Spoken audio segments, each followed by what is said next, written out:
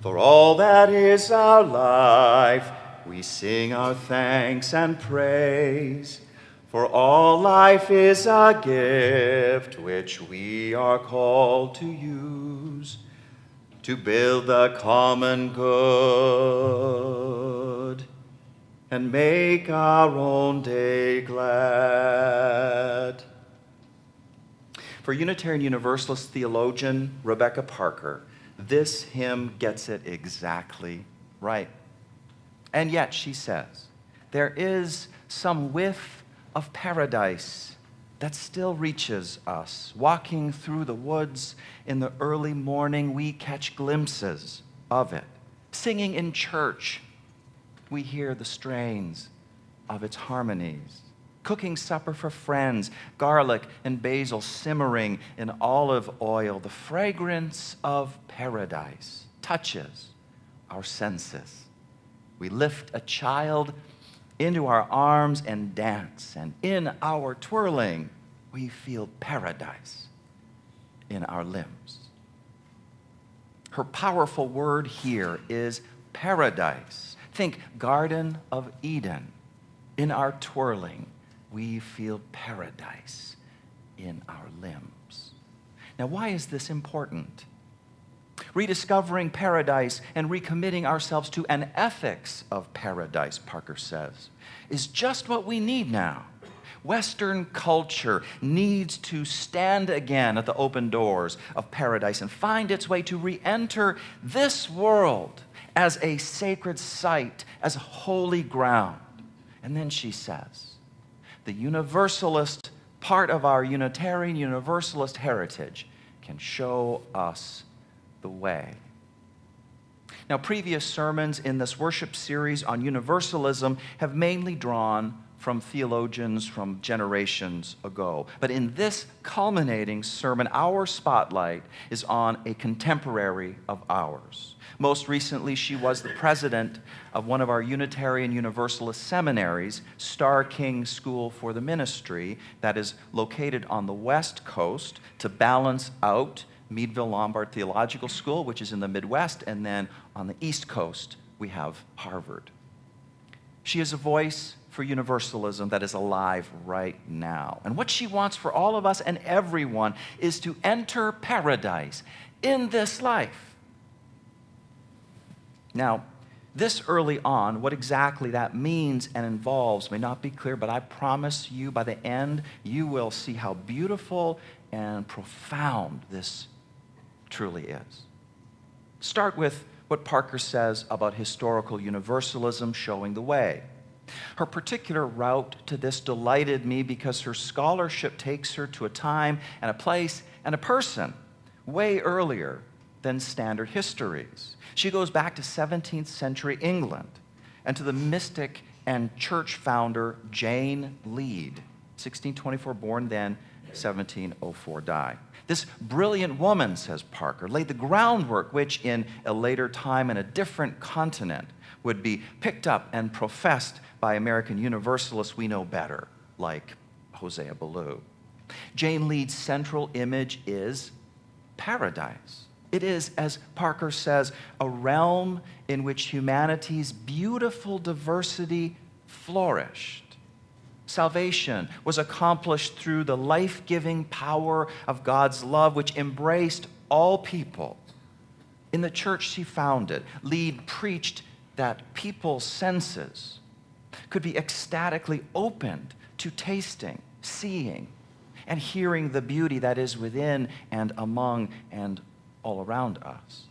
For Lead, entering paradise meant being spiritually transformed into a person rooted in love, who was growing and unfolding as a plant in the garden of God. And if that is not a word you like to use, whatever holds the sacred for you, you are planted in that garden.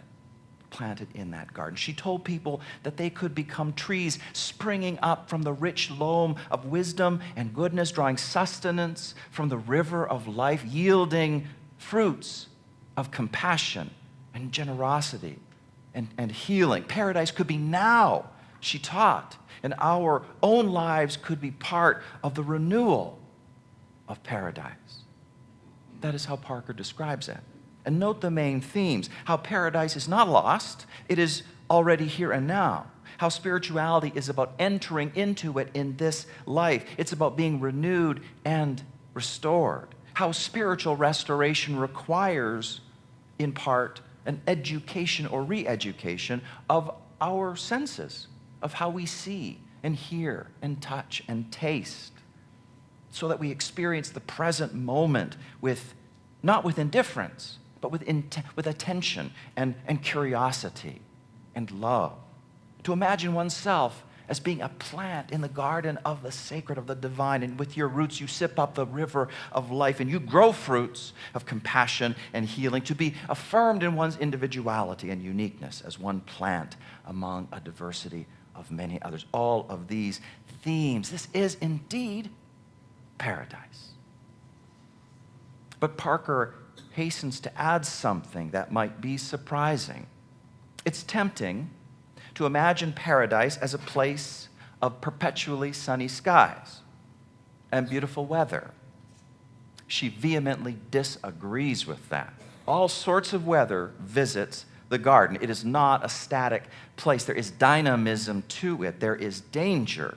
Parker is not making things up here. In no less than the Hebrew Scriptures and its book of Genesis, we read how God walks around in the Garden of Eden in the cool of the evening. It means that right there in paradise is the embodiment of the sacred and the holy. But we also read about a certain serpent, which the biblical writers saw as evil incarnate. And it slithers around the garden also, and at the very same time as God. The Garden of Eden is no place of sleepy well-being. Momentous choices happen there. Paradise, says Parker, is human life restored to its divinely infused dignity and capacity. And it is a place of struggle with evil and injustice, requiring the development of wisdom, love, nonviolence, and responsible uses of power. And I would add to her list of requirements for the struggle with evil this: scholarship. Scholarship, or more simply, memory. Awareness of past times with which to help us understand what's going on in the present. I am firmly convinced that evil wants people to forget about anything that happened more than a couple months ago or more than a generation ago. Evil wants us contracted to a small mind that feels overwhelmed by events that seem unprecedented in all of human history. Evil wants us contracted to a small mind that cannot benefit from the mistakes of our ancestors or feel inspired by their achievements. Which is why I so appreciate Rebecca Parker's scholarship and its role in the struggle with evil for the restoration of all humans and all beings to paradise. In her book, Saving Paradise, How Christianity Traded Love of This World for Crucifixion and Empire, and this is co-written with Rita Nagashima-Brock. The struggle with evil and injustice, well, it takes the form of a seemingly innocent question. Why is it that Christian sanctuaries from earliest times until around 900, the Common Era, were filled with images of paradise?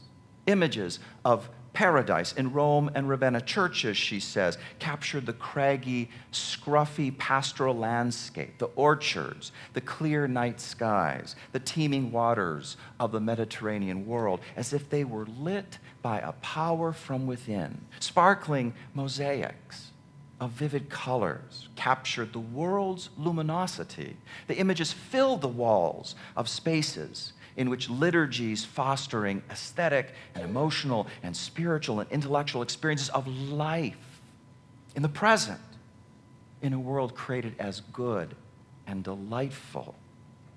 But there is more to that innocent question. From earliest times until 900 of the Common Era, around that time, you will never find an image of the crucified body of Jesus anywhere in any Christian church. You never find that image. It shocked Parker and Brock to discover. It shocks me, and perhaps it shocks you as well, because at least my experience is that in Christian churches today, the broken body of the crucified Christ is everywhere, or you will simply see a cross, which is but shorthand for Jesus' gruesome death. So that's the full question that Parker is asking as part of her struggle with evil. And I want to ask that question in this way. What trauma happened to the early Christians that they would forget paradise and replace it with an image of violence and death? What happened that they and we would develop various coping strategies, survival strategies that enable us to defend ourselves against the continuing trauma while keeping us stuck in the mess? And how was it that a religious genius like Jane Lead would remember paradise against the devastating sway of the trauma, and with Hosea Ballou and all the rest, give the world a brilliant universalist vision that is at one with the original Christian vision? Now, I don't know the answer to that last question. Genius is an ability to see around corners. Genius is an ability to remember things you didn't even know you'd forgotten. But we can tackle the other questions, starting with trauma, the trauma. It was Christianity being taken over by the Roman Empire. Christianity becoming its instrument. After searching in vain for images of Jesus' dead body in the ancient churches of the Mediterranean, says Parker, we found the corpse of Jesus in northern Europe, in a side chapel of the enormous Gothic cathedral in Cologne, Germany. There, among the mottled light and shadows, hangs the Giro cross. That is the earliest surviving crucifix, sculpted from oak in Saxony around 965 of the Common Era. It is an ugly image. You have seen how brutal the images of the crucifix can be. And in the following decades and centuries, that image spreads everywhere. Paradise is pushed out of the sanctuaries. You enter a church, and no longer are you enveloped by images of paradise. You are suffocated by images of death. Trauma is the cause.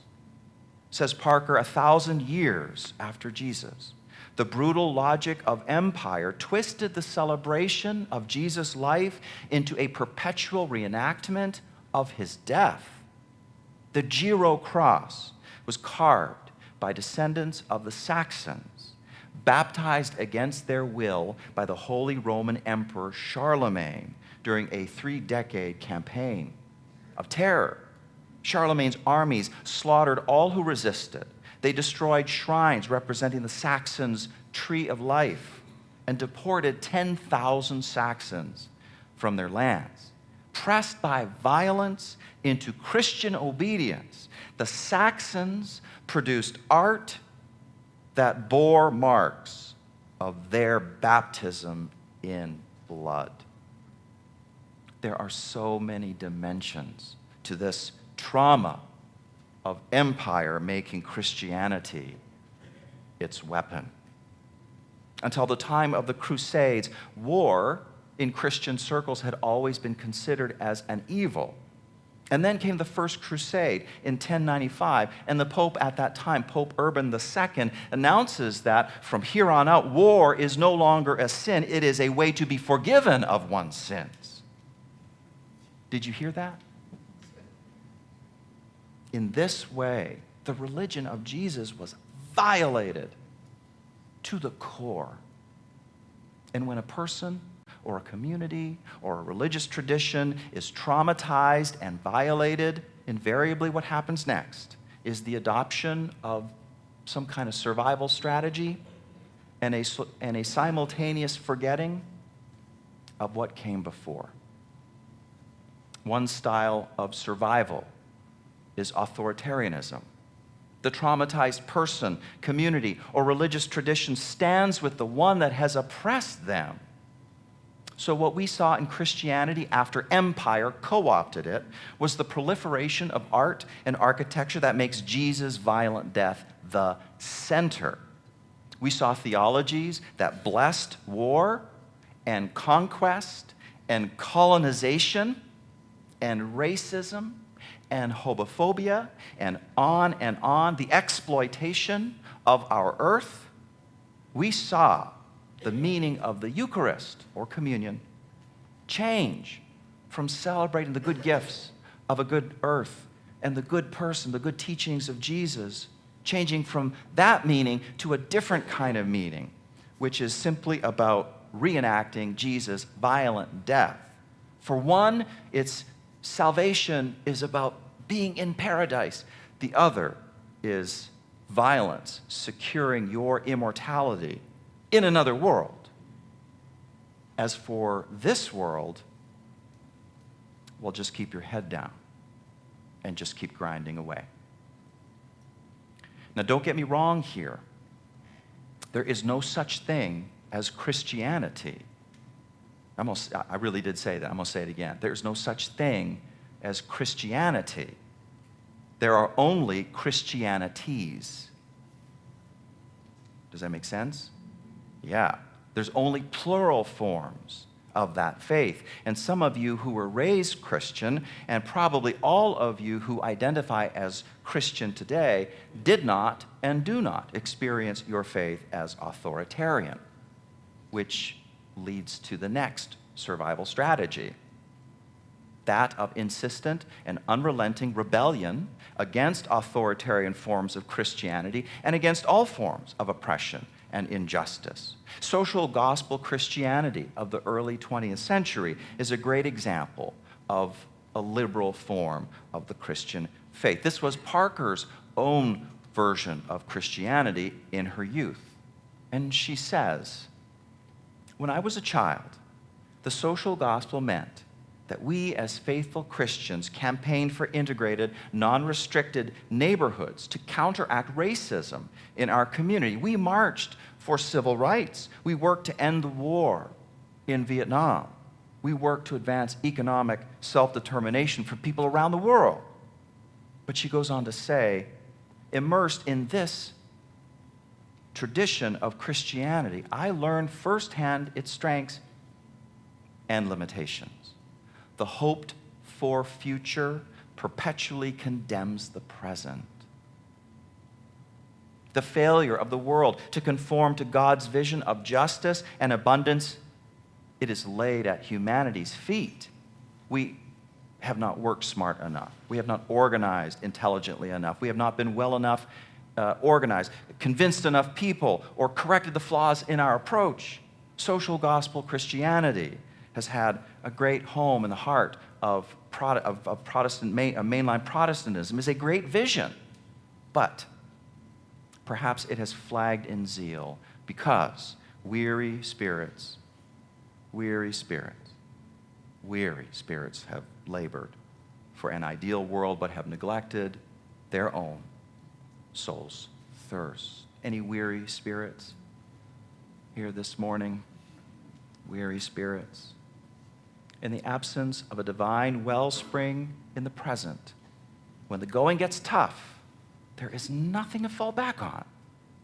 That's what Parker says. Perfectionism is as much a survival strategy as authoritarianism.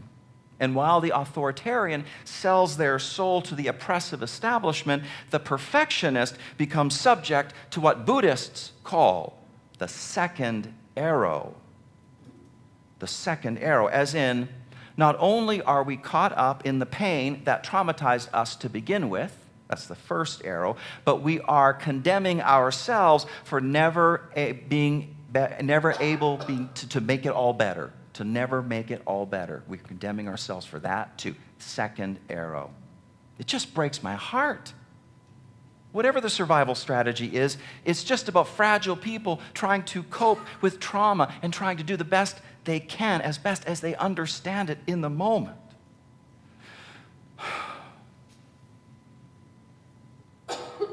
Just for a moment, breathe compassion into our hurting world right now. Just deep breath in with me. Deep exhale out. Survival strategies, they do not heal the trauma. They do not help things get to a better place. Let's not just survive anymore.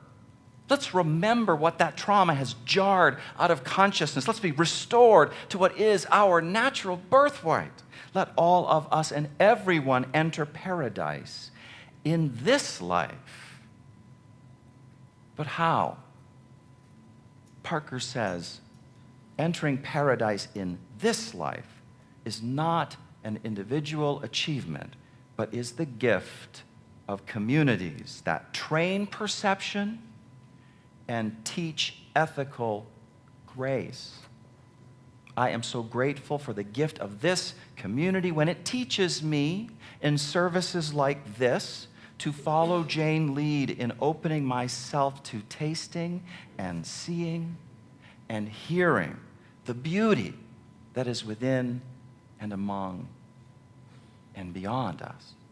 And I am so grateful for the gift of this community when it allows me in services just like this to piece together the connection between trauma and survival strategies and forgetting, and for all of us to breathe a collective breath of compassion into a world that is wonderful and it is broken. And I am grateful for Universalism. I'm grateful for Rebecca Parker and for the always already existence of paradise. I'll close with this story. In it, Parker is sharing about a time in her life when terrible things were happening for her, in one thing after another, and in her grief and her despair, she was seriously considering suicide. One evening, she left her house for a walk with an eye for a nearby lake, her face just wet with tears. She set her course for the water's edge, determined to find consolation in the lake's cold darkness. Entering a park leading to that lake, she walked onto the wet grass and discovered between her and the lake what seemed like a barricade that she would have to cross. She didn't remember the barricade being there, but when she got closer, she saw that it was a line of people hunched over what seemed like strange, spindly-looking equipment. Telescopes. It was the Seattle Astronomy Club. A whole club of amateur scientists up and alert in the middle of the night because the sky was clear, the planets were aligned. On her way to the lake, she was stopped by an enthusiast who assumed that she had come to look at the stars. "Here," he said, "let me show you." And he began to describe the star cluster that his telescope was focused on. And brushing tears away, she peered into the lens and she focused her eyes, and there it was, a red-orange spiral galaxy. That ended her walk to the lake. As she put it, in a world where people get up in the middle of the night to look at the stars, I could not end my life. What saved me in that moment is difficult to fully name, she says. But in the end, she decided I was saved by the human capacity to love the world. By being met. I was saved by being met right in the center of the pathway of my despair by 100 people who wouldn't let me go that way. I was saved by the stars above, by the cool green grass under my feet, by the earth, by the cosmos, its presence, which won me over and persuaded me to stay. She was saved by paradise, and we can be.